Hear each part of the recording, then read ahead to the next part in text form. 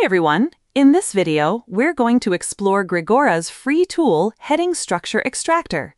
This tool is designed to help you analyze and visualize the heading hierarchy of any web page effortlessly. You can access it directly using the link in the video description, or you can simply search on Google for Heading Structure Extractor Grigora free tool and open the first link. Once you open the tool, you'll see an input field where you can enter the page URL. You can even enter multiple URLs to analyze them simultaneously.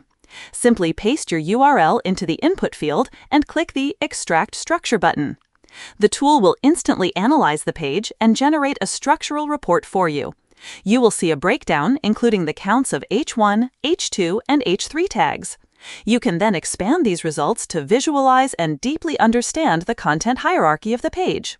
And that's it. That is how you can quickly audit page structures to improve your content strategy and SEO. Grigora offers a wide range of free tools to help with writing, SEO, and design, so be sure to explore the full collection to boost your productivity.